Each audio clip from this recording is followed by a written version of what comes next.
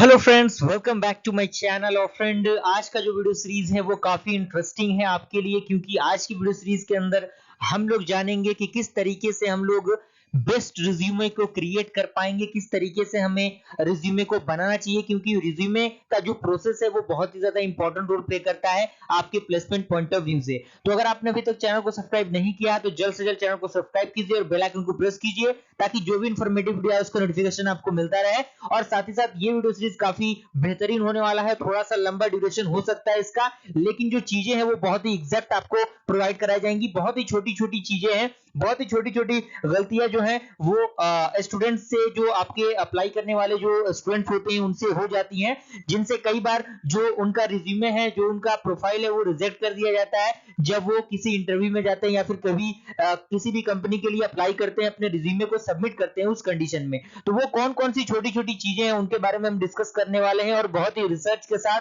बहुत ही मेहनत के साथ ये वीडियो सीरीज क्रिएट किया गया है। इस पीपीटी को मैंने बनाया है, तो आप स्टेप बाय स्टेप देखते चलिएगा और सारी चीजों को लिखते चलिएगा।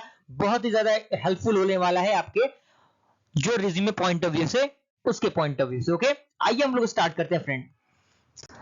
तो सबसे पहले हम बात करें तो सबसे पहला आपका रिज्यूमे का जो होता है वो सबसे पहला क्या होता है? हेडिंग होता है। जी हाँ दोस्तों, हेडिंग आपको किस तरीके से रखना है, कौन कौन सी चीजें हेडिंग के अंदर होनी चाहिए, क्या नहीं होनी चाहिए, कौन कौन सी चीजें आपको हेडिंग में लिखना है, क्या नहीं लिखना है, किस तरीके से लिखना है, वो सारी चीजें हम लोग डिस्कस करने वाले हैं। तो पहला आपका हेडिंग हो गया। सेकंड आपका जो टॉपिक रहेगा इसी के अंदर वो रहेगा आपका एजुकेशन डिटेल्स, यानी एजुकेशन क्वालिफिकेशन क्या होना चाहिए आपका, किस तरीके से आप एजुकेशन क्वालिफिकेशन को ऐड करेंगे। पहले आप ग्रेजुएशन को ऐड करेंगे, उसके बाद आप जो आपका इंटरमीडिएट है उसको ऐड करेंगे, देन उसके बाद आपका जो बोर्ड एग्जामिनेशन है उसको ऐड करेंगे। इस तरीके से आप स्टेप बाय स्टेप आएंगे। आगे आने वाले वीडियो सीरीज के अंदर इसी वीडियो में हम लोग डिस्कस करेंगे इसको भी। क्लियर? यानी कौन कौन सी चीजें हैं जो इसके अंदर आपको फॉलो करनी है। अगला आपका है इंटर्नशिप या फिर वर्क वर्क जो एक्सपीरियंस होता है आपका। अगर आपने किसी कंपनी में कोई वर्क किया है या फिर किसी कंपनी में आपने इंटर्नशिप किया है, इंटर्नशिप का ड्यूरेशन क्या होना चाहिए, किस तरीके से आपने किया है, उसको क्या डिस्क्रिप्शन आपको उसके अंदर लिखना है, वो चीजें हम लोग डिस्कस करेंगे थर्ड पॉइंट के अंदर। फोर्थ पॉइंट में हम लोग डिस्कस करेंगे प्रोजेक्ट्स। प्रोजेक्ट्स कैसे ऐड किए जाते हैं अपने रिज्यूमे के अंदर, कौन कौन सी चीजें प्रोजेक्ट के अंदर लिखी जाती हैं, किस तरीके से लिखी जाती हैं, उनके बारे में हम डिस्कस करेंगे फोर्थ पॉइंट के अंदर। देन उसके बाद हम डिस्कस करेंगे स्किल्स, यानी स्किल्स को किस तरीके से हम ऐड करेंगे, स्किल्स कितने प्रकार के होते हैं, क्या क्या उसके एडवांटेज होते हैं, स्किल को कैसे ऐड करते हैं हम रिज्यूमे के अंदर, उसके बारे में हम लोग बात करने वाले हैं फिफ्थ नंबर पॉइंट के अंदर। क्लियर?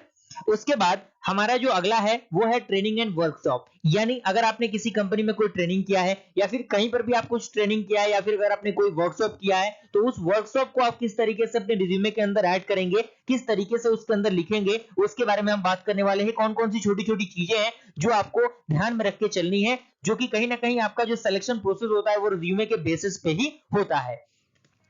उसके बाद आपका जो लास्ट हमने टॉपिक रखा है वो एडिशनल डिटेल्स रखा है, जो कि एडिशनल डिटेल्स आपको पता है कि जो भी आपके हॉबीज होते हैं वो हॉबीज एडिशनल डिटेल्स में ऐड किए जाते हैं। जो आपने अगर कोई कॉलेज में कोई एक्टिविटी किया है या फिर अगर आपको कोई अवार्ड दिया गया है किसी भी सेक्शन में, अगर आप किसी भी चीज को अगर आपने कोऑर्डिनेट किया है, तो वो सारी चीजें आप क्या करेंगे अपने एडिशनल डिटेल के अंदर क्या करेंगे, ऐड करेंगे। क्लियर? तो ये 7 पॉइंट्स के अंदर हमने पूरे रिज्यूमे को डिवाइड किया है। आइए हम लोग सातों पॉइंट को स्टेप बाय स्टेप देखने की कोशिश करते हैं। आप बहुत ही सटीक तरीके से देखने की कोशिश कीजिएगा और पूरा वीडियो जरूर देखिएगा, तभी आपको पूरा प्रोसेस आपको समझ में आएगा। और काफी इंटरेस्टिंग ये वीडियो होने वाला है और काफी रिसर्च के साथ बनाया गया है, तो बस सपोर्ट को दिखाइए और अपने फ्रेंड सर्कल में भी इसको शेयर कीजिएगा, ताकि वो लोग भी इस वीडियो को देख के अपने रिज्यूमे को क्रिएट कर पाए, ताकि एक बेस्ट रिज्यूमे ही आपके सिलेक्शन प्रोसीजर को आसान बनाता है।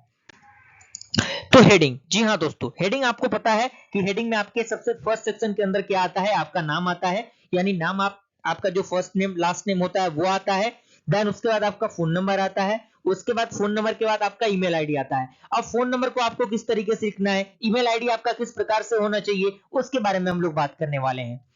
उसके बाद आपका फोर्थ नंबर आता है हेडिंग के ही अंदर पोर्टफोलियो लिंक, जैसे आपका गिटहब हो गया या फिर आपका बेंस हो गया या फिर लिंक्डइन हो गया। ये गिटहब और जो लिंक्डइन है वो वन ऑफ द मस्ट और द पॉपुलर जो पोर्टफोलियो लिंक है वो है। तो आई होप अगर आपने लिंक्डइन बनाया होगा अपने आईडी को, तो लिंक्डइन के आईडी को अपने जो हेडिंग सेक्शन है उसमें ऐड करने की कोशिश कीजिएगा, और साथ ही साथ गिटहब को भी ऐड कर दीजिएगा, ताकि गिटहब भी बहुत ही बेहतरीन एक प्रोसीजर प्रोवाइड करता है किसी भी एक फ्रेशर्स के लिए। ओके, तो हेडिंग आपका हो गया। अब यहां पे देखिए डूज एंड डोंट्स, यानी हमें क्या करना है और क्या नहीं करना है, उसके बारे में हम बात करने वाले हैं।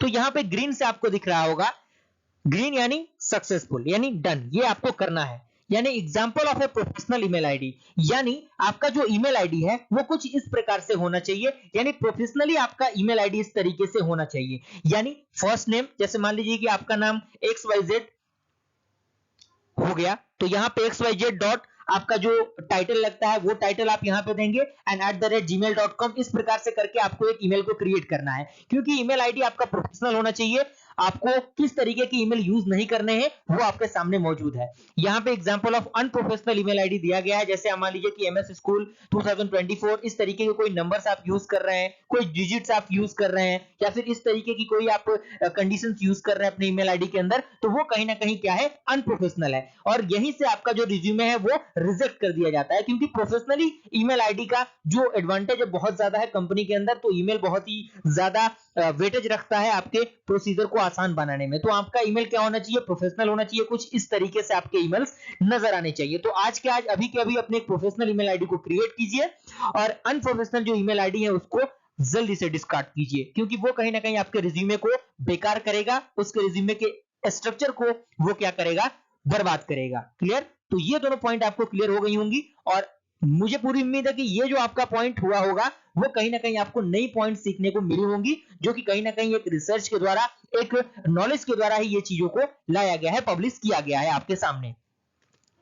उसके बाद नो फोटोग्राफ। जी हाँ दोस्तों, कई बार आपको देखने को मिला होगा कि स्टूडेंट क्या करते हैं, अपने रिज्यूमे के अंदर एक बहुत ही अच्छे खासे फोटो को ऐड करते हैं, जो कि कहीं ना कहीं बड़े बड़े कंपनीज जो होते हैं, या फिर Amazon, फ्लिपकार्ट, ये सारे जो मल्टीनेशनल कंपनीज हो गई, वो आपके इमेज को, फोटोग्राफ को रिक्वायर नहीं करते, क्योंकि वो क्या है, वो आपका एक ऑर्डिनरी चीज हो गया, दूसरा फैक्टर हो गया वो, क्योंकि आपके चेहरे से उनको नहीं मतलब जज करना है, आपको आपके जो रिक्वायरमेंट्स हैं, जो आपकी स्किल्स हैं, उनको आपको जज करना है, उनसे आपको वो जज करेंगे। तो आपका जो फोटोग्राफ है वो नहीं होना चाहिए, इसीलिए मैंने इसको रेड मार्क में दिया हुआ है। जो नहीं करना है आपको वो रेड से दिख रहा है, जो करना है वो आपको ग्रीन से दिख रहा है।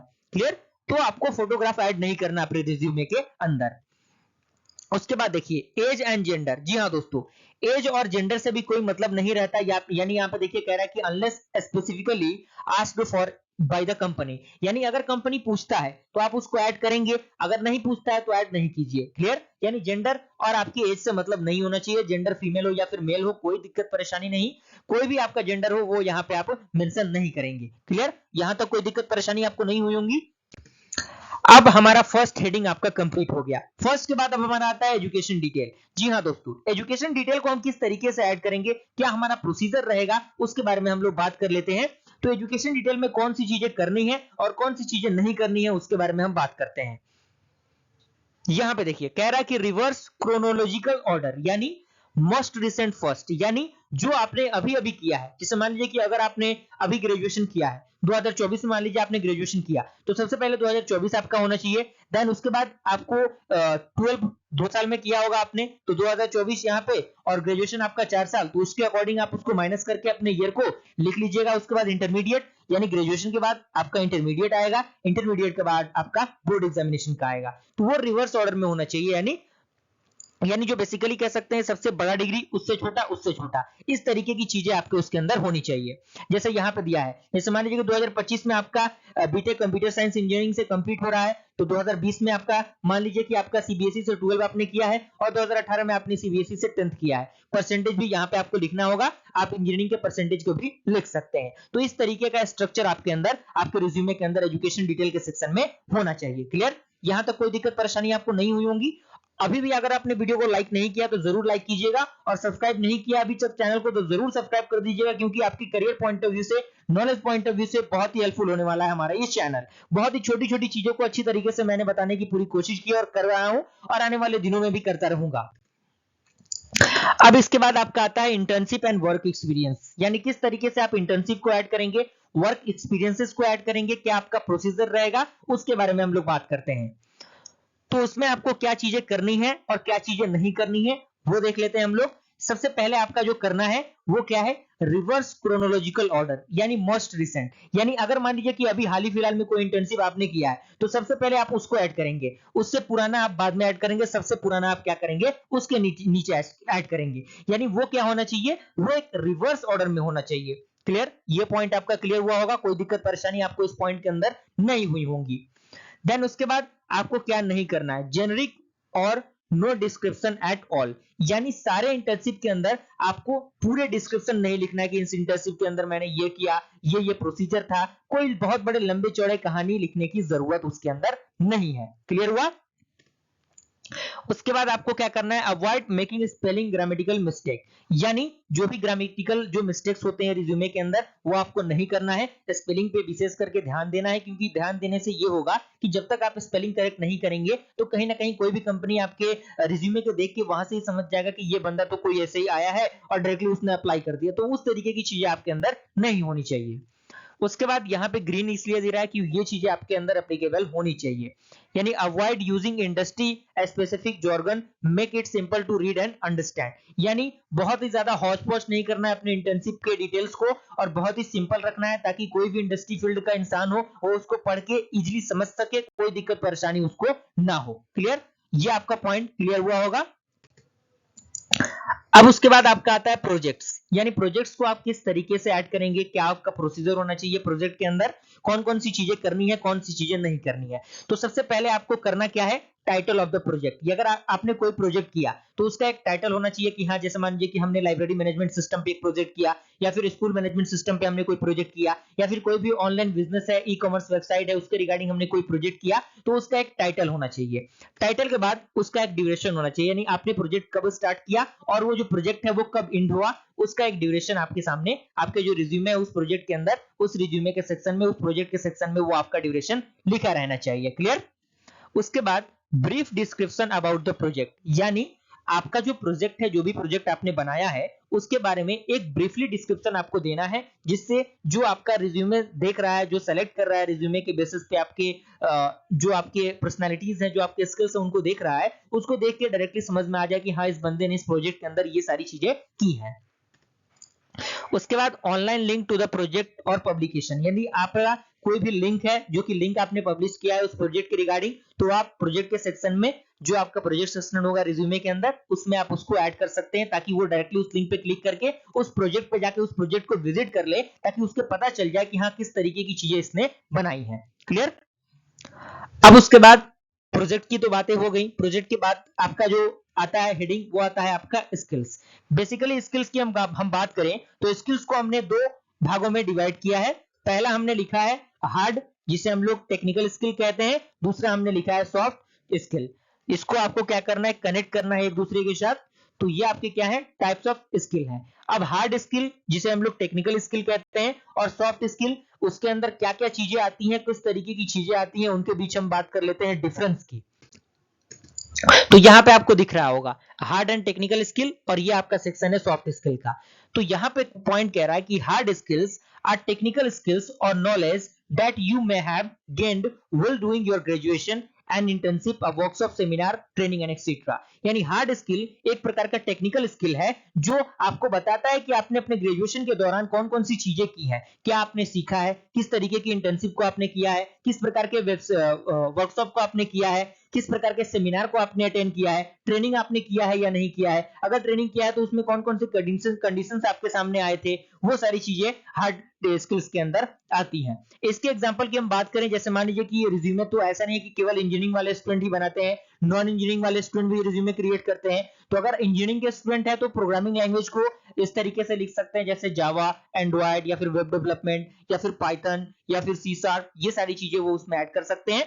और अगर नॉन इंजीनियरिंग स्टूडेंट है तो नॉन इंजीनियरिंग के फील्ड में Microsoft Excel, Tally for the student from accounting background, and fluency for a foreign language, अगर आपने किसी लैंग्वेज में अगर आपने कुछ किया है तो उसको भी आप उसमें ऐड कर सकते हैं। तो इस तरीके की चीजें इसमें आती हैं, यानी हार्ड टेक्निकल स्किल के अंदर आती हैं। उसके बाद सॉफ्ट स्किल की हम बात करें तो इसमें कह रहा है कि soft skills are professional habits and traits that shapes how you work on your own and with others, यानी किस तरीके से आप उसको डन करते हैं, जो भी आप सीख रहे हैं, जो भी आप बता रहे हैं, उसको किस तरीके से आप रिप्रेजेंटेट करते हैं।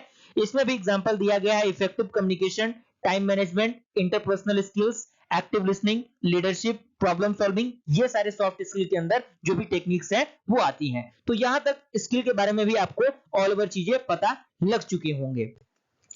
अब स्किल में एक और चीज आता है, वो आता है different level of skills proficiency, यानी कौन से लेवल्स होते हैं जो कि स्किल्स में आते हैं। पहला आपका आता है बिगनर लेवल, दूसरा आपका आता है एडवांस लेवल, और तीसरा आपका इसी में है इंटरमीडिएट लेवल। यानी 3 लेवल्स में हमने इन चीजों को डिवाइड किया है स्किल को, बिगनर, इंटरमीडिएट एंड एडवांस। तो बिगनर लेवल में आपने देखिए, अगर आपने कोई स्किल सीखा है, जैसे जावा आपने सीख लिया, तो जावा में आपको अगर आपको बिगनर आता है तो आपको बिगनर ही लिखना है, अगर आपको एडवांस आता है तो आपको एडवांस ही लिखना है, अगर आपको इंटरमीडिएट आता है तो उस रिज्यूमे के अंदर, उस प्रोग्रामिंग लैंग्वेज के अंदर आपको जो इंटरमीडिएट है इंटरमीडिएट ही लिखना है। क्योंकि अगर आप उससे ज्यादा लिखने की कोशिश करते हैं, सिर्फ अगर आपने जावा लिख दिया, तो कंपनी जो है वो क्या समझेगा कि इसको जावा के बारे में हर एक चीज के बारे में नॉलेज है, तो वो कहीं से पूछ देगा सवाल, तो आप फंस जाएंगे। तो उस कंडीशन में आपको लिखना है कि आपको बेसिक पता है, या फिर मॉडरेट पता है, या फिर एडवांस नॉलेज है उस जावा प्रोग्रामिंग के रिगार्डिंग, या फिर कोई भी प्रोग्रामिंग के रिगार्डिंग, कोई भी स्किल के रिगार्डिंग आपको उसमें लेवल मेंशन करना होगा कि बिगिनर लेवल के नॉलेज है आपके पास, या फिर इंटरमीडिएट लेवल का, या फिर एडवांस लेवल का। क्लियर हुआ? स्किल में भी कोई दिक्कत परेशानी आपको नहीं हुई होगी। अब इसी स्किल के ही अंदर कौन सी चीजें आपको करनी है, कौन सी चीजें नहीं करनी है, उसके बारे में हम लोग देख लेते हैं। और अभी भी अगर आपने चैनल को सब्सक्राइब नहीं किया फ्रेंड्स, तो जल्द से जल्द चैनल को सब्सक्राइब कर लीजिए, ताकि जो भी इंफॉर्मेटिव वीडियो आए इस प्रकार का आपको नोटिफिकेशन मिल जाए। कहीं ना कहीं आपके करियर पॉइंट ऑफ व्यू से, फ्यूचर पॉइंट ऑफ व्यू से बहुत ज्यादा हेल्पफुल ये होने वाला है। तो सबसे पहले आपको करना क्या है, list the skills you are must experience in first, यानी सबसे पहले आपको उसी स्किल को ऐड करना है जिसमें आपको क्या है, एक्सपीरियंस है, और आपको अच्छे खासे नॉलेज है उस फील्ड के अंदर, उस स्किल के अंदर। क्लियर? अब सेकंड आपको क्या करना है, लिस्ट योर टेक्निकल और hard skills before the soft skill, यानी सॉफ्ट स्किल से पहले आपको अपने टेक्निकल स्किल को और हार्ड स्किल को अपने रिज्यूमे के अंदर स्किल सेक्शन में ऐड करना है, सॉफ्ट स्किल से पहले। उसके बाद आपको क्या करना है, maintain a balance between the different levels of skill, यानी डिफरेंट जो लेवल्स हैं उनके बीच में आपका क्या होना चाहिए, एक बैलेंस होना चाहिए। मेंटेन करके आपको बैलेंस चलना है अपने स्किल सेक्शन के अंदर। अब कह रहा है कि mention the skills that reflect the intensive job position, यानी आपको मेंशन करना है उस स्किल्स के अंदर, अगर आपको सी आता है या फिर जावा आता है, उसमें अगर आपने कोई इंटर्नशिप किया है या फिर कोई जॉब पोजीशन आपने हासिल किया है, तो उसके बारे में भी आप उसमें ऐड कर सकते हैं। अब क्या नहीं करना है, वो ये है कि do not include things knowledge of Windows 10 और personality trait like sensors, hard working, polite, ये सारी चीजें आपको अपने स्किल सेक्शन के अंदर रिज्यूमे में ऐड नहीं करना है। क्लियर? इसीलिए मैंने इसको रेड मार्क दिया हुआ है, आपको ये चीजें समझनी होंगी। अब इसके बाद हमारा जो अगला सेक्शन है स्किल के बाद, वो आपका क्या है, वो है आपका ट्रेनिंग एंड वर्कशॉप। यानी अगर आपने कोई ट्रेनिंग कहीं से किया है, कोई वर्कशॉप अगर आपने ज्वाइन किया है, तो उस वर्कशॉप को, ट्रेनिंग को आपको किस तरीके से ऐड करना है, क्या क्या चीजें इसमें ध्यान में रखनी है आपको, उसके बारे में हम बात करते हैं। तो सबसे पहले आपको क्या करना है, क्या नहीं करना है। तो उसमें आपको नहीं करना है क्या, avoid filling this section up with details of irrelevant or too many short duration, यानी अगर मान लीजिए कोई हाफ एन आवर का आपने कोई वर्कशॉप किया, या फिर एक दिन का कोई वर्कशॉप किया, तो उसको लिखने की जरूरत नहीं है अपने ट्रेनिंग और वर्कशॉप के अंदर। Is that clear? ये आपको सबसे पहले ध्यान में रखनी है, इसीलिए मैंने इसको क्या किया है, रेड मार्क दिया हुआ है। अब आपको ग्रीन, यानी क्या आपको करना है, इन रिवर्स क्रोनिकल ऑर्डर और customise as per the requirement, यानी जो भी रिक्वायरमेंट है उस रिक्वायरमेंट के अकॉर्डिंग आपको रिवर्स ऑर्डर में अपने ट्रेनिंग और वर्कशॉप को ऐड करना है। देन उसके बाद हमारा जो अगला सेक्शन है, अगला सेक्शन आपका क्या है, लास्ट सेक्शन, जो कि आपका एडिशनल डिटेल्स है। एडिशनल डिटेल्स में आपको कौन कौन सी चीजें ऐड करनी है, यह हमारा लास्ट सेक्शन है। इन्हीं सातों सेक्शन के मिलने से आपका जो रिज्यूमे है वो क्रिएट होगा। तो आप क्या कीजिएगा, मैं आपको बताऊंगा अभी लास्ट में। तो सबसे पहले आपको क्या करना है, को extra curricular activities you have participated in your college और स्कूल, अगर आपने कोई एक्स्ट्रा एक्टिविटीज की है, कोई करिकुलम आपने किया अपने कॉलेज के अंदर, जो फंक्शनल इवेंट्स होते हैं, जो कल्चरल इवेंट होते हैं, अगर आप उसमें कोऑर्डिनेटर रहे हैं, या फिर अगर आपने कोई ट्रॉफी हासिल की है, उसके बारे में आप एडिशनल डिटेल के अंदर लिख सकते हैं। क्लियर?